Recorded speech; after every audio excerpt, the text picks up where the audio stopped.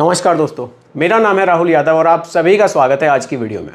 दोस्तों, चैनल पर एक कमेंट आया है, क्योंकि कमेंट्स वाली सीरीज अभी भी कंटिन्यू है, तो आपके मन में भी कोई डाउट हो इन्वेस्टमेंट को लेकर आप लोग भी पूछ सकते हैं। बात करें अगर आज के कमेंट की, देखिए कमेंट मेरे पास आया है, सर ने पूछा है कि निपॉन इंडिया म्यूचुअल फंड और HDFC म्यूचुअल फंड, इन दोनों में से मिड कैप कैटेगरी में बेस्ट म्यूचुअल फंड मेरे लिए कौन सा रहेगा। लमसम करना है इनको, तो कौन सी कैटेगरी का म्यूचुअल फंड, मतलब दोनों ही जो AMC है उनमें से कौन सा mutual fund mid cap category में ज़्यादा अच्छा है।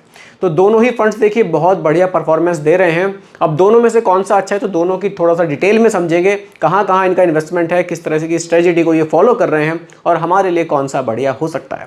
तो अगर आप लोग भी मिड कैप कैटेगरी में पैसा निवेश करना चाहते हैं तो वीडियो को बहुत ही ध्यान से देखिएगा और समझिएगा, क्योंकि यहाँ एक चीज़ मैं आप सभी को समझाऊंगा बिल्कुल सिंपल भाषा में। चलिए दोस्तों, वीडियो को स्टार्ट करते हैं। टॉपिक है हमारा आज का best mid cap mutual fund. चलिए टॉपिक मैं यहाँ लिख देता हूँ। टॉपिक है हमारा बेस्ट मिड कैप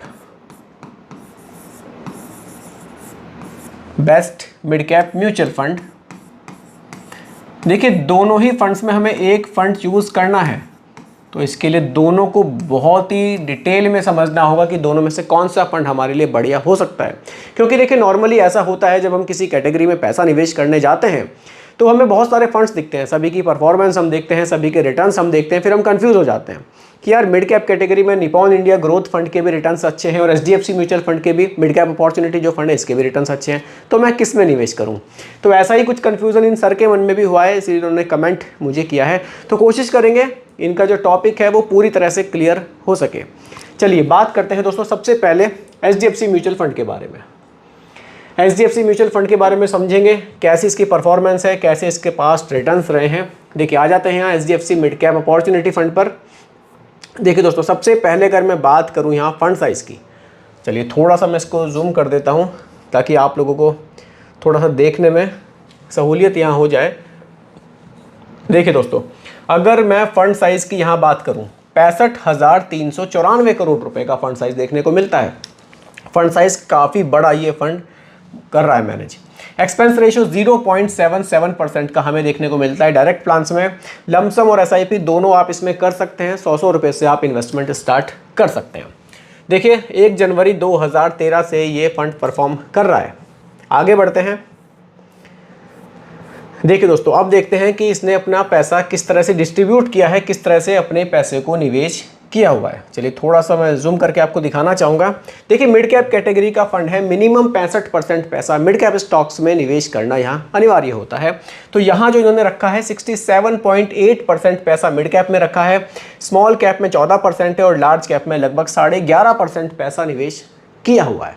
तो कुछ इस तरह से डिस्ट्रीब्यूशन हमारे पैसे का हमें देखने को मिल जाता है। बाकी अगर मैं होल्डिंग्स की बात करूं कि इन सेक्टर्स पर ज़्यादा फोकस यहाँ किया गया है, वो भी आपको दिखा देता हूं।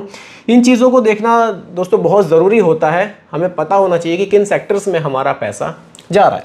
देखिए फाइनेंशियल सर्विसेज में, कंज्यूमर्स व्हीकल में, इंडस्ट्रियल में, टेक में, हेल्थ में, बेसिक मटेरियल में, इन सेक्टर्स पर ज़्यादा फोकस यहाँ किया गया है, इन सेक्टर्स पर पैसा हमारा निवेश किया जा रहा है। बाकी अगर आप टॉप होल्डिंग्स देखें तो आप देख सकते हैं, इसको भी थोड़ा सा जूम करके मैं दिखाना चाहूँगा, क्योंकि काफ़ी लोगों के कमेंट आते हैं कि सर थोड़ा सा जूम करके आप दिखाइए, कुछ चीज़ें हमें क्लियर नहीं होती हैं। देखिए इंडियन होटल्स कंपनी लिमिटेड में, मैक्स फाइनेंशियल सर्विसेज लिमिटेड में, द फेडरल बैंक में, अपोलो टायर्स में, कुछ ये कंपनियां हैं, इनके स्टॉक्स में ज़्यादा पैसा हमारा निवेश किया गया है। बाकी रिटर्न्स की भी बात कर लेते हैं कि रिटर्न्स इस फंड के कैसे रहे हैं। देखिए HDFC mid cap opportunity fund के अगर मैं रिटर्न्स देखूं तो 22.7% के रिटर्न्स इसने सिंस इंसेप्शन हमें बनाकर दिए हैं। तो रिटर्न्स काफ़ी ज़बरदस्त HDFC mid cap opportunity fund के हमें देखने को मिलते हैं। चलिए रिटर्न्स को मैं यहाँ नोट डाउन कर देता हूँ ताकि कोई कन्फ्यूज़न ना रहे। 22.7% यहाँ मैं लिख देता हूँ, इतने रिटर्न्स इस फंड ने जनरेट किए हैं। चलिए दोस्तों बात करते हैं निपॉन इंडिया ग्रोथ फंड के बारे में। निपॉन इंडिया ग्रोथ फंड की भी परफॉर्मेंस चेक कर लेते हैं कैसी हमें देखने को मिलती है। चलिए आ जाते हैं निपॉन इंडिया ग्रोथ फंड पर। ये भी एक मिड कैप कैटेगरी का ही फंड है, इसके बारे में डिटेल में समझते हैं।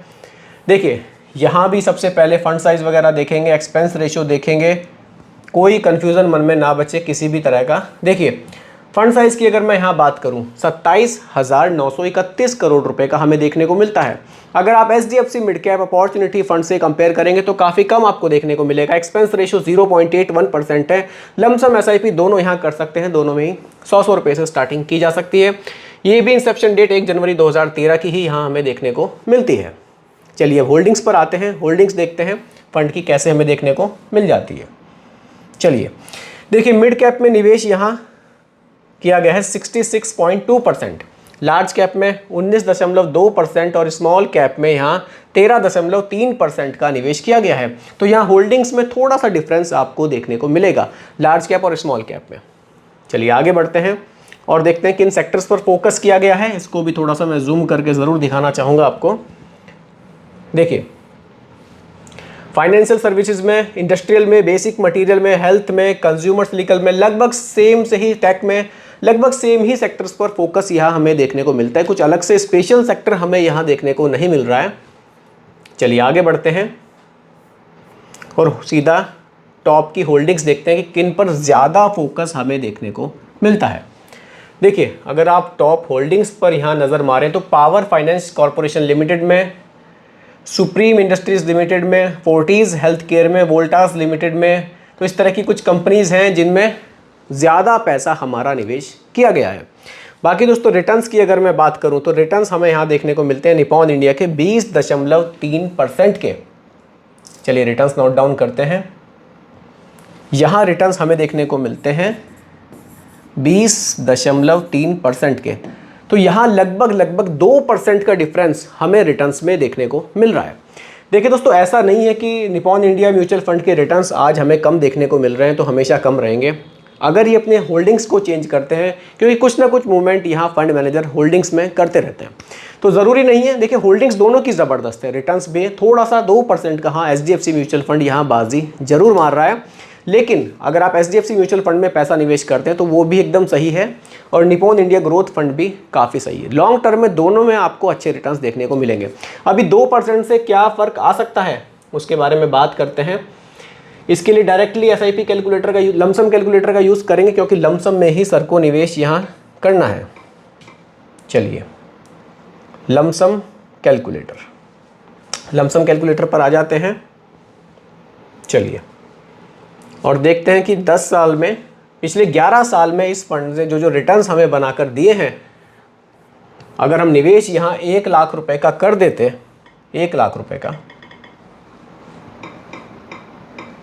आज से 11 साल पहले, यहाँ ड्यूरेशन में 11 साल की डाल देता हूँ और रिटर्न्स देखिए, पहले अगर मैं एचडीएफसी की बात करूँ यहाँ हमें 22.7% के रिटर्न्स देखने को मिले हैं।